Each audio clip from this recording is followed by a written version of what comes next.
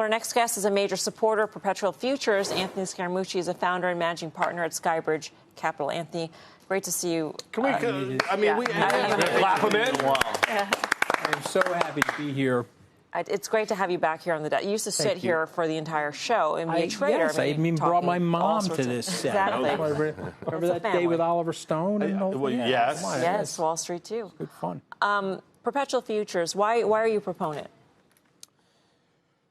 Well, it's like everything in life. You have to accept what's coming, whether you like it or not. Are there elements of perpetual futures I do not like? Yes, of course. Like we go over those, but they're here. The technology's here to have them.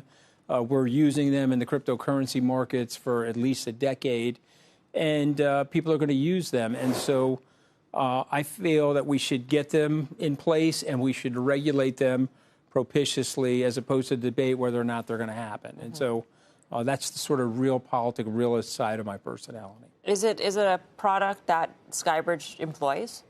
So we have used perpetual futures in the crypto markets, and we have traded 24/7. I think we've used the hype system as an indication for something like SpaceX, where you could get sort of a look into what the IPO post-trading activity was going to look like.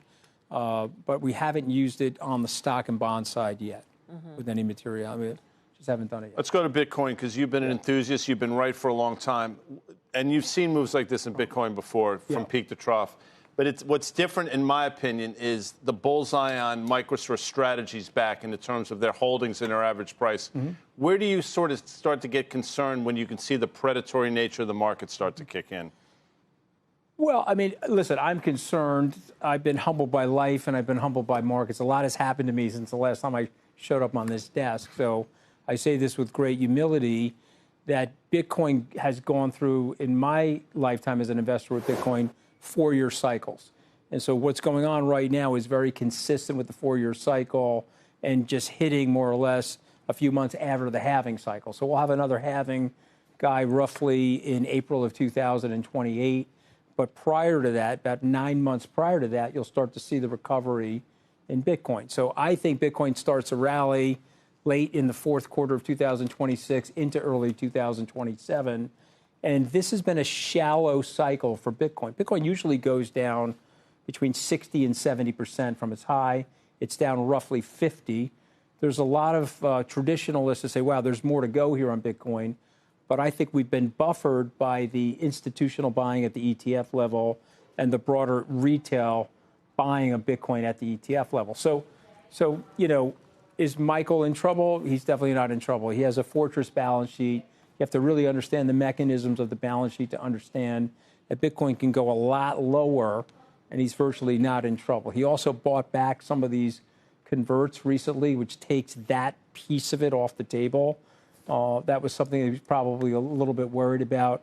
He's got a very deep capital pool that he can access, and he's still trading. You know, you can go to the strategy app, and you look at his MNAV in terms of what the price of the stock is relative to the value of his Bitcoin. He's still trading at a 1.2, 1.3 NAV, which gives him the necessary arbitrage for people to get comfortable with that trade. So I like it. I like him.